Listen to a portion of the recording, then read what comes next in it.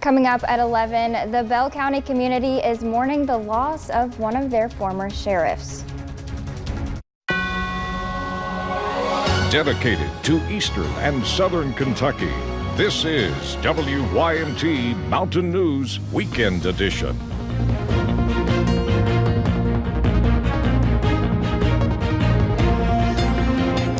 Good evening, I'm Katie Cook. With the possibility of thunderstorms tomorrow, it is a severe weather alert day. Let's go ahead and check in with meteorologist Brooke Marshall for a first look at your forecast. Brooke.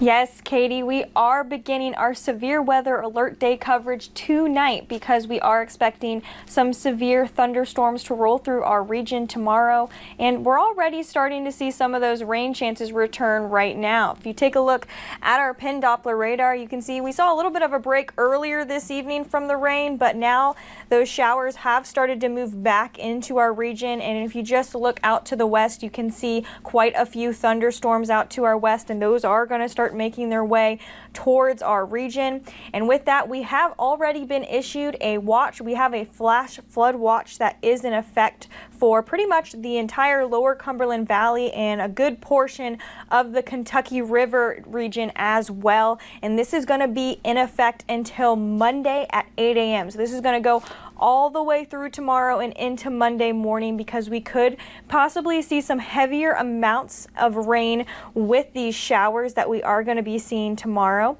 But they have kept us on the warmer side as far as tonight. All that cloud cover from those showers we saw earlier did allow that heat to kind of stay in. So temperatures still in those 70s for a lot of us tonight. So a little bit warmer tonight, and we'll see temperatures cool down a little bit more, but not a whole lot as we go into those overnight hours. We're going to be seeing temperatures kind of dropping into those mid to upper 60s for overnight lows. So we're already going to be waking up in those upper 60s when you wake up tomorrow morning, already close to 70 degrees. And then we're just going to kind of continue to see those scattered showers and thunderstorms throughout the morning hours. Katie?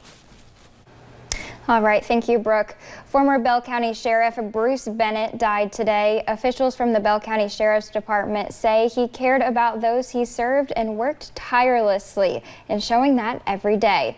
Bennett took over the office of Bell County Sheriff in January of 2003 after his general election win against incumbent Harold Harbin. He served 3 terms in office. And tonight we are learning about a shooting in downtown Louisville's Jefferson Square Park. The shooting was reported in the area where several protesters gather. Right now it's unclear how many people were shot or the extent of their injuries, but we'll have more updates on our website, WYMT.com. Governor Andy Beshear provided updated COVID-19 numbers for Kentucky today. The governor reported 316 new cases. Kentucky now has at least 15,167 cases. 1 new death was also confirmed, bringing the state's death toll from the virus to 554. The newly reported death was a 78-year-old woman from Fayette County. And as of today, there have been at least 391,765 coronavirus tests administered in Kentucky, and at least 3,730 Kentuckians have recovered from the virus. And on the West Coast, Washington State is putting a pause on counties moving to phase 4 of reopening, citing concerns about the continued spread of the coronavirus. Phase 4 would essentially mean no restrictions. As CBS's Danya Backus reports, California is also seeing a spike. Los Angeles County now has the highest number of COVID-19 cases in the country. But it's Imperial County, east of San Diego, that the governor is recommending reinstate stay-at-home orders. If they are not able to come to some consensus, I am committed to intervening. It has the highest test positivity rate in the state, averaging 23% compared to 5.7% statewide. And in San Francisco, where the numbers are rising, the mayor is pausing reopenings that were scheduled for Monday. We're going to have to dial it back because of what we see with the data. Late Friday, a federal judge in Los Angeles ordered the Trump administration to release detained migrant children over COVID-19 concerns, warning that family centers are on fire. Arizona is also dealing with one of the worst spikes in the country. Saturday, the number of cases increased again by more than 3,500. ICUs there are nearing maximum capacity. We are doing everything that we can to run on bare bones. Melody Nungaray Ortiz is a nurse at Banner University Hospital. To handle the influx of patients, nurses and other support staff are being brought in from places like New York. Nevada broke its daily COVID-19 case record by nearly 54% on Saturday. In Las Vegas, a Caesars Entertainment casino employee died after contracting the virus. Officials haven't said where they worked, but do say a small number of employees are self-isolating. And despite new infections across the country, American Airlines plans to once again fill planes to capacity starting July 1st, joining United in making all seats available. And back here in Kentucky, the city of Lexington is taking a targeted approach to reach the Hispanic community. Numbers show the Hispanic community has been hit hard by COVID-19 recently. In fact, they make up almost 30% of new cases in Lexington, but only about 7% of the city's population. Blue Water Diagnostics partnered with city leaders to provide 3 interpreters to help present information in Spanish on the importance of getting tested. And that's obviously extremely disproportionate. And if we can literally reach out to more Latinos, because we have a really large population in Lexington, it's going to give us better numbers. And the more testing we get out, the better off we will be in the long run. Multicultural affairs officials said that even though many people speak English, presenting the information in Spanish helps ensure that nothing is lost in translation.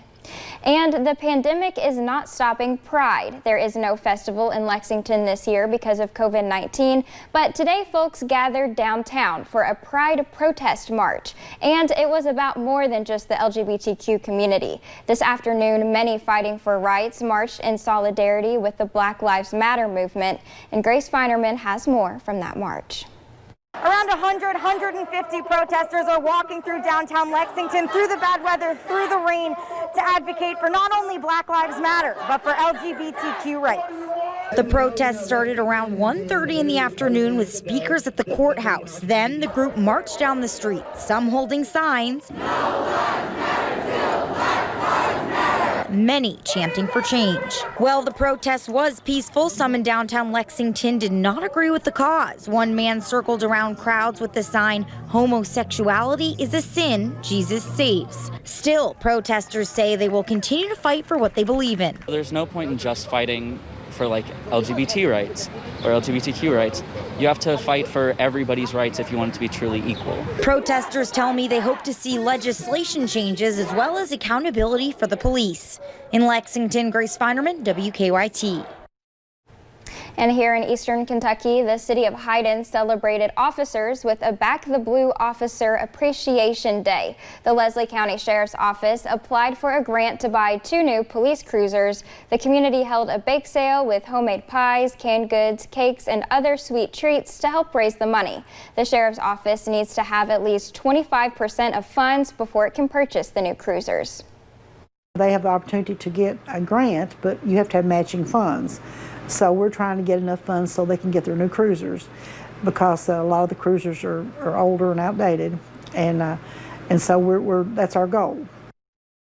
If you would like to donate, we have more information on how you can help over on our website, wymt.com. A Facebook post from the City of Norton, Virginia Police Department says a biker had to be rescued this morning. Officials say they received a 911 call of a mountain bike accident on the Legion Park Trail. The department, along with Norton Rescue Squad and Norton Fire Department members, carried an injured mountain biker half a mile off the trail. After being carried, the patient was then transported by ambulance to an area hospital. They did not say the extent of the biker's injuries. Well, the coronavirus pandemic affected numerous businesses since the lockdown was implemented, but a local hazard business continued to strive through. WYMT's Camille Gear has more on a big day for one business in Perry County. For the last couple of months, the Mother Goose Inn tours and the art and gift shop have been closed. It hit us hard because we had just opened up, big boom. We was happy to be open, and then COVID hit and it took a wrench. But we was happy to have the Goose open. But on Saturday, the shop was able to open its doors once again. Back to my normal routine, seeing all the customers coming in, talking to them, seeing how they're doing. The art and gift shop sell a variety of items. Either local artists or in craftsmen. We have food, t-shirts, all made local.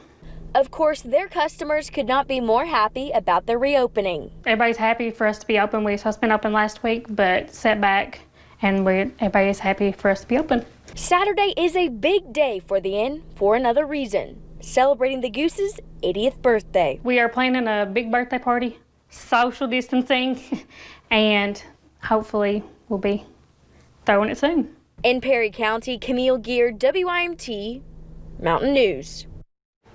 Tours at the Mother Goose Inn are $5 on Saturday, 11 a.m. to 2 p.m. every 30 minutes, and everyone is required to wear a mask. Coming up at 11, find out how the city of Prestonsburg is slowly regaining its tourism momentum with some outdoor fun. And with Disney World expecting to open up next month, are employees ready to see their visitors? And we're currently tracking those storms approaching our region tonight. I'll provide details on timing and impacts next.